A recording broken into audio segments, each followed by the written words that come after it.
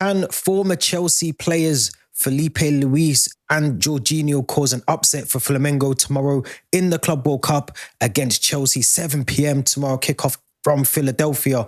Welcome back to From the Shed End. Welcome back to the channel. If you're new, as always, please make sure you subscribe and also like this video and leave your thoughts in the comment section below. Another game, match day 2 of the Club World Cup for Chelsea after winning against LAFC on Monday. This is a game where I want to see a little bit more from Chelsea because I feel like in the first game, as I said, there wasn't too much that I was disappointed with, but there was room for improvement. And that's the thing for me. There's room for improvement. Now, we're playing Flamengo, a team that we have to give a lot of respect to. This is a team that is unbeaten in 5 games. They're unbeaten in 5. They've kept a clean sheet in 4 of their last 5 games. We have to respect them. Now, a lot of the times we go into these Club World Cup matches and we think, you know, we're just going to walk over them because we've been European champions before. We're one of the best teams in the world. But you have to respect the opponents in front of you. And I think even looking back to last night against Al Hilal and Real Madrid, you could see that although Al Hilal were not luxury, had the luxury of players amongst from, you know, goalkeeper to striker, they did have some key quality players, the likes of Ruben Neves in that team yesterday that caused problems for Real Madrid. Now, Chelsea go into this one with a 2-0 win against LAFC on Monday. This is the game for me. This is the crucial one, the crucial game, because you want to top the group. You know, we want to top our group. You know, we're Group D. We're currently sitting top of that group. We want to get 6 points out of a maximum 6 points. And then it takes us into that Wednesday game, knowing that we can kind of have a bit more of a safety net, but also you want to win that game on Wednesday as well. But this is a game where Chelsea currently, as I said, are sitting, top of the group, winning 5 out of their last 5, all competitions. It's a really important game. You know, we need to see the likes of Enzo Fernandez again playing as he did against LAFC. There is going to be, for me, a couple of key changes in this lineup that I want to see. Of course, Sanchez will be in goal. I do want to talk about Sanchez because I feel like Sanchez at the moment is getting a lot of criticism, sometimes rightfully, sometimes wrongfully. I think at the moment he has been a solid goalkeeper. And by that, I mean, he has been tested at times. He has been put under a bit of pressure, by the fans and by the media, and potentially, you know, the managers masked over that and taken a lot of that responsibility. But over the last couple of weeks, maybe even a couple of months, he has shown that he's got certain qualities about him as a goalkeeper. And I like that. I really do like that. But one of the things that we read today was that apparently Djordje Petrovic said that he wants to be regarded as the number 1 at Chelsea, which is why he is not currently with the Club World Cup squad. According to a lot of reports, there was talks and discussions before the Club World Cup with Petrovic, his representatives, and Chelsea to say that he has come back as the player of the season for Strasbourg. Well within his rights to demand that he wants to be Chelsea's number 1 goalkeeper. Now, according to a lot of reports, Enzo Maresca and the coaching staff around him declined that offer, that request from Petrovic, and said, actually, no, you must fight for your place like every other goalkeeper that we have at the club. He's now been moved to the top of the transfer list and will be sold in the next couple of weeks. Now, that is a bit of a sticky point for Petrovic. I think he deserves his opportunity at Chelsea. But to stick it back onto the Club World Cup, I doubt we're going to see Jurgensen in goal. I think we know that Robert Sanchez will start in goal. Now, the key thing for me is a lot of rotation is needed for this game. Where possible. You know, we know that Reece James came off and was rested during that game. I think we might see a potential Malo Gusto in this game, which worries me because if you think back to the Conference League final, when he had that horror show of the first half, he was being dragged into the midfield and wasn't able to cope with that. I think the same will be asked of him tomorrow should he start. The problem that we have is that we do need to rest Reece James and still, I think, manage his minutes to an extent. Part of me wants to start Reece James, a part of me wants to rest him. I'm going to be honest. I'm going to go on a hunch. I'm going to actually start Reece James tomorrow. I think I'm going to go back to what I said a couple of days ago, that if Reece James wants to be serious about next season, now is the time to challenge him to see if he can play back-to-back games. And there's no reason why he can't. He came off as a substitute on Monday.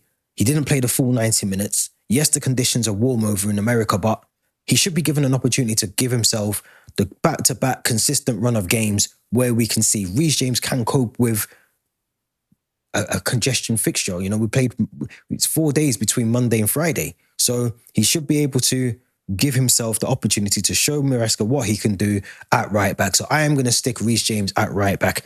I am going to keep the two in the centre-back positions. I'm going to stick with my two. And the reason for that is I like consistency across the centre-backs. I think we need to keep Tosin and we need to keep Levi Colwell as the centre-backs. I'm going to have to go with, again, Marco Correa. Now, there is a question mark here for me. And I'm worried that I'm going to say this. But I do potentially see Malo Gusto playing on that left side. If not in this game, maybe the final game that we have in the Club World Cup group stages. But I think because Marco Correa did a lot. He did a lot of running. He did a lot of hard work, a lot of tracking back, getting up the field, getting into the right spaces on Monday night. I do worry that he's going to suffer from burnout at some point.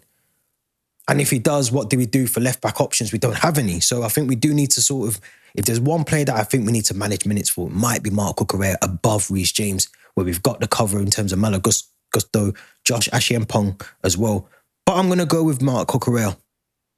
I'm sounding like someone who's crazy and delusional right now, but I am going to stick with Marco Correa. I want us to get out this group stage convincingly. And I think if we do need to sub on Malo Gusto, then we've got the opportunity to do that throughout the game. So I'm going to stick with Marco Correa at left back. I don't want to see too much change in that in the defensive line. Now, the midfield is slightly different because I think we can get away with making a couple of subtle changes. Now, we got to see Lavia and Moises Caicedo start that game. I personally think we should be seeing Andre Santos in this game tomorrow. I think he deserves his opportunity. It was a shame that he never got onto the pitch on Monday night. I think we need to play him. I think about maybe you rest Lavia and you rest Caicedo and you start with Enzo Fernandez in that midfield with Santos as well. And the three going forward ahead of them, I'm sticking with the same three, unfortunately, that started against LAFC. So it'll be Noni Madueke on the left, Cole Palmer as the 10, and Pedro Neto on the right. And I have changed things up front. Now, this is not to say that Nicholas Jackson had a bad game on Monday. He didn't. For me, he was one of the better players on the pitch. But I do want to see Liam Delap start this game. I want to see Liam Delap. I want to see what he can do from the offset, from the very moment the game kicks off. I want to see those runs that he was making in the second half. I want to see what he can do in terms of linking up with the likes of Pedro Neto and Cole Palmer, because I think that was, to me, I would exploit that side. If I'm going to go down any route tomorrow, I'm going to go down the route of right-hand side, Neto, Cole Palmer and Liam Delap.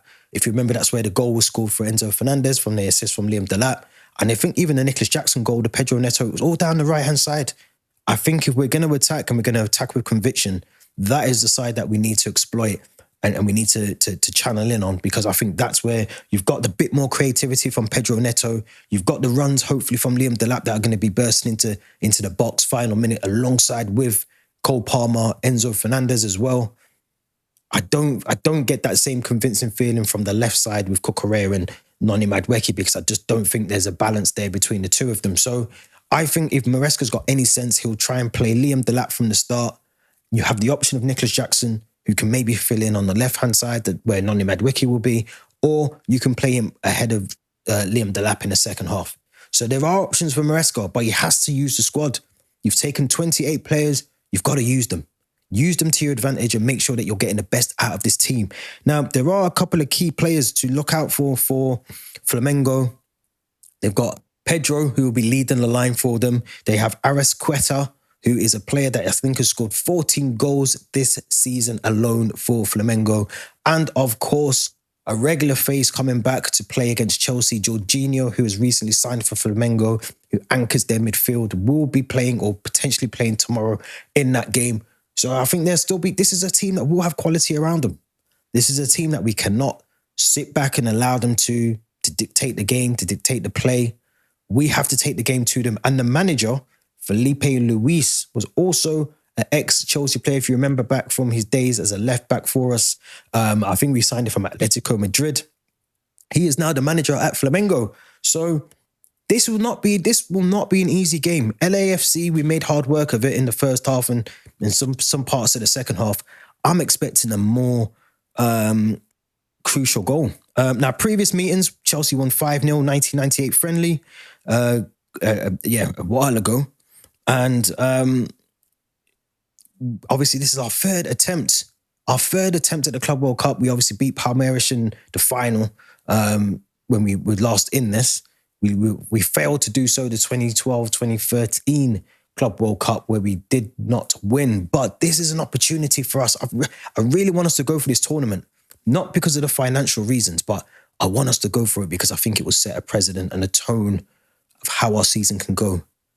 How our season can go this season. If we can get this Club World Cup over the line, it's a worry on the left side, as I said, with Noni Madueke and Cucurella not being given a chance to rest. I would love to have seen Petrovic at this Club World Cup. I'd love to maybe have seen Matt Maignan if we got him from AC Milan, but we didn't. So we need to make sure consistently that we look good defensively at the back. There wasn't too many mistakes if you think back to Monday's game. But this is a moment where some of these players are going to have to step up. I'm talking about Noni Madueke.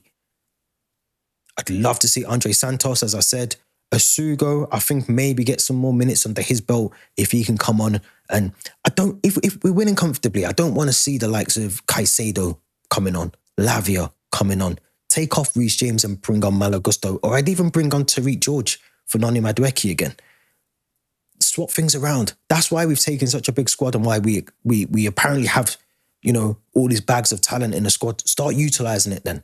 Because if we can get the win tomorrow, one, it takes that pressure off our game next week, and two, it sets a tone for how we need to go into those knockout games against whoever we get in the next rounds. So I'm looking forward to the game. It's in Philadelphia, home of the Philly cheesesteaks. If anyone's been to Philadelphia or not, I'm talking about.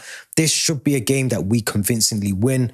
As long as Maresca gets things right, we should not have a problem against Flamengo, but they will and can cause us problems. So we have to guard against complacency. Let me know what your predicted lineup will be in the comment section below. Do not forget to subscribe and also leave your score predictions below in that description and comment section below. I'm going to go with 2-0 again. I feel like it could be a 2-0 win to Chelsea tomorrow. Hopefully we get the 3 points and then we can progress into that final group game before we hopefully enter the knockout stages of the Club World Cup. Don't forget, we'll be back tomorrow with a pre-match kickoff live stream, so make sure you hit that notification bell so you do not miss that. We'll also have the match review after the game, so make sure you tune in for all of those. And until then, we'll be back soon. Thank you very much for watching.